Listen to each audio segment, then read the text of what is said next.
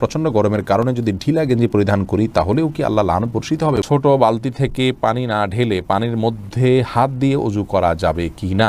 গোপন অঙ্গে হাত লাগলে ওযু থাকে কি না?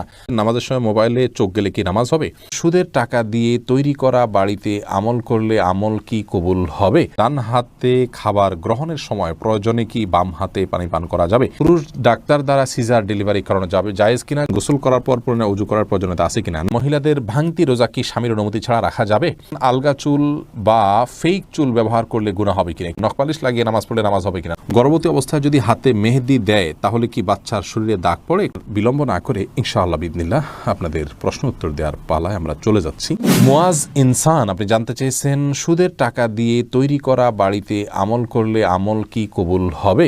সুদের টাকা দিয়ে তৈরি করা বাড়িতে যদি আমল করেন তাহলে আমল কবুল হবে না, বিষয়টি কিন্তু সেরকম নয়। ধরুন সুদের টাকা দিয়ে আরেকজন বাড়ি করেছে, আপনি সেখানে আমল করেছেন, তো আপনার আমল কবুল হওয়ার সাথে ওইটার কোনো সম্পর্ক নেই। মুসলিউদ্দিন হৃদয় জানতেছেন পুরুষ ডাক্তার দ্বারা সিজার ডেলিভারি করানো যাবে জায়েজ কিনা? যদি বিকল্প না থাকে তাহলে জায়েজ আছে, কিন্তু এটি আমাদের দেশের জন্য খুবই লজ্জাজনক একটি অধ্যায়। বাংলাদেশে এখন অহরহ ডেলিভারি করানো হয়, সিজার করানো হয় পুরুষ ডাক্তারের মাধ্যমে। শুধু বাংলাদেশে নয়, সৌদি আরবেও এটি আমি দেখেছি, কাছে থেকে জেনেছি যে পুরুষ ডাক্তাররা এই কাজগুলো করেন। এটি খুবই গর্হিত কাজ, খুবই গর্হিত কাজ।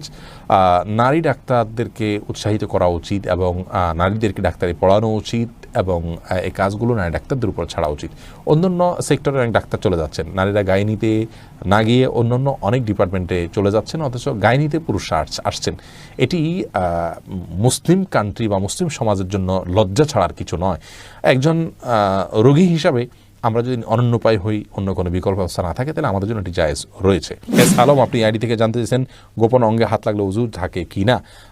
আমাদের দেশের উলামা ইকরামের মতে, বাহানাই মতে উলামা ইকরামের মতে গোপন অঙ্গে হাত লাগলে ওযু ভাঙবে না।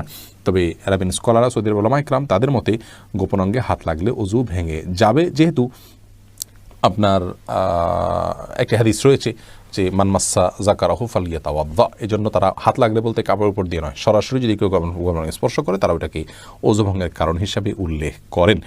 অতএব সেই জায়গা থেকে এটা ওযু ভঙ্গের কারণ তাদের মতে, আমাদের উলামা ইকরামের মতে এটি ওযু ভঙ্গের কারণ না। মোহাম্মদ আরাফাত ইসলাম জানতেছেন ডান হাতে খাবার গ্রহণের সময় প্রয়োজনে কি বাম হাতে পানি পান করা যাবে? প্রয়োজনে বলতে কি ডান হাতে পানি পান করা উচিত, খাবার গ্রহণ করা উচিত। ইভেন আপনার খাবার খেলে আঙ্গুল চেটে তারপরে আপনি ডান হাতে ধরে খাবেন। যদিও আমাদের উলামা ইকরাম বলেন যে বাম হাতে আপনি পানির পাত্র ধরলেন, ডান হাত দিয়ে ঠেক দিলেন, তার মানে দুই হাত ধরে খালেন, এটা জায়েজ আছে, এটা একটা পন্থা মাত্র, কিন্তু সবচেয়ে উত্তম হয় সরাসরি ডান হাতে খাওয়া। সেক্ষেত্রে খাবার লেগে যাওয়ার যে ভয় থাকে গ্লাস ইত্যাদিতে, সেটা থেকে বাঁচার জন্য আপনি পরিষ্কার করে নেবেন, আলতো করে ধরবেন, কিন্তু ডান হাতে খাওয়া উচিত, পান করা উচিত, যেহেতু হাদিসে সুস্পষ্টভাবে ডান হাতে খাওয়া পান করার নির্দেশ রয়েছে। ফারজানা সুলতান আপনি জানতেছেন কিবলার দিকে পা দিয়ে শোয়া যাবে কিনা? কিবলার দিকে পা দিয়ে শোয়ার ব্যাপারে কোনো হাদিসে নিষেধাজ্ঞা সরাসরি নাই। তারপরও ওইদিকে কেবলা রয়েছে, সেই জায়গা থেকে কেবলার প্রতি শ্রদ্ধার জায়গা থেকে কেউ যদি দিকে পা না দেন ভালো, কিন্তু এটাকে হারাম বলা বা নাজায়েজ বলা বা গুনাহের কারণ বলার কোনো সুযোগ নেই, যেহেতু কোন হাদিসে এই বিষয়ে কোনো নিষেধাজ্ঞা নেই। আলমগীর হোসেন জানতেছেন নামাজের সময় মোবাইলে চোখ গেলে কি নামাজ হবে? নামাজ হয়ে যাবে, কিন্তু এটি নামাজের মানকে অনেকখানি নিচে নামিয়ে দিবে।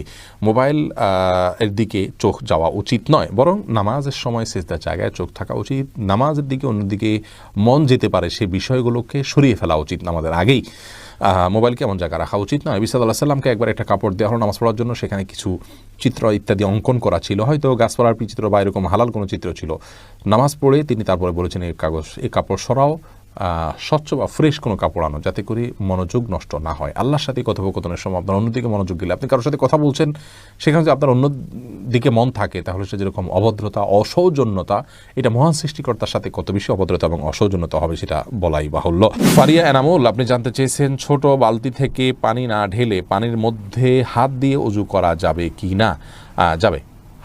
হাত দিয়ে কোষ করে উঠিয়ে আগে হাত ধোবেন 3 বার, এরপরে আবার আপনি কোট দিয়ে স্বাভাবিকভাবে ওযু করতে পারেন, কোনো অসুবিধা নেই। নবী সাল্লাল্লাহু আলাইহি ওয়াসাল্লাম এই পদ্ধতিতে ওযু করেছেন। হাসিবুল হোসেন জানতে চেয়েছেন গোসল করার পর পুনরায় ওযু করার প্রয়োজনীয়তা আছে কিনা? না, গোসল যদি সুন্নাহসম্মত করে থাকেন আলাদা ওযু করার কোনো প্রয়োজন নাই। 2 হাতের কবজি ধুয়ে, কুলি করে, নাকে পানি দিয়ে, মুখ ধুয়ে, হাত ধুয়ে, মাথা মাসে করে তারপরে গোসল শেষ করে আসলে পা ধুয়ে চলে আসবেন।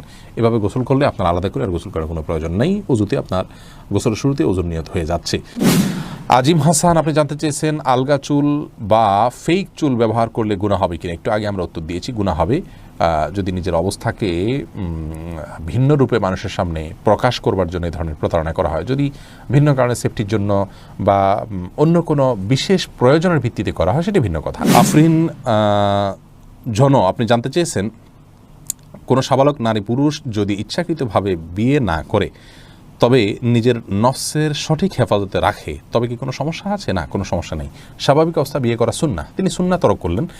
সমস্যা আছে বলতে এটুকু হতে পারে যে তিনি একটি ভালো কাজ করলেন না, তার আমলনামে একটা ভালো কাজের কমতি থাকলো। এই বিবাহ করে তারপরে আল্লাহ ইবাদতবন্দি করা, দিনদারিতা ধরে রাখার চেষ্টা করা, এটা হলো মূল নিয়ম, এটা হলো সুন্নাহ। তিনি যদি এটা না করেন তাহলে সেক্ষেত্রে কেমন যেন তিনি সুন্নাহ বিরোধী একটি কাজ করলেন, এটি অনুচিত। কিন্তু এর কারণে বড় কোনো অপরাধ হবে, গুনাহ হবে, বড় কোনো সমস্যা হবে, হারাম হবে, বিষয়টি এরকম না, যদি তিনি নিজেকে নিয়ন্ত্রণ করতে পারেন। সাইদা ফারহানা আপনি জানতে চেয়েছেন, একটা অনুষ্ঠানে আপনি বলেছেন বোন তার সম্পত্তি স্বেচ্ছায় ভাইকে দিয়ে দিতে পারে। আমি যদি আমার স্বামী সন্তানকে বঞ্চিত করে বাবার বাড়ির সব সম্পত্তি আমার ভাইকে দিয়ে দিই, তাহলে কি গুনাহ হবে? দেখুন, আপনার সম্পদ আপনি কাকে দিবেন সেই স্বাধীনতা সম্পূর্ণ আপনার। আপনার সম্পদে আপনার মৃত্যুর পরে আপনার স্বামীর সন্তানদের অধিকার হবে, কিন্তু জীবদ্দশায় যদি আপনি নিজেই মালিক হওয়ার আগেই কাউকে ছাড় দিয়ে দেন, সে অধিকার আপনার আছে। হ্যাঁ, যদি এমন হয় যে আপনার ভাইয়ের যথেষ্ট আছে কিন্তু স্বামী সন্তানের হয়তো আরও প্রয়োজন হবে, তাহলে সেক্ষেত্রে আপনি পুরোটা ভাইকে দিয়ে দেওয়া উচিত নয়। জাস্ট এখানে উচিত অনুচিতের ব্যাপার, হালাল হারামের ব্যাপার না। সেই সাথে আপনি সবটুকু ভাইকে তখনই দিয়ে দিতে পারেন যদি ভাই খুব বেশি অভাবী হয় এবং আপনি নিলে আপনার সম্পদের অংশ তিনি কষ্ট পড়ে যাবেন, তাহলে নৈতিকতার জায়গা থেকে আপনার তাকে দিয়ে দেওয়া ভালো।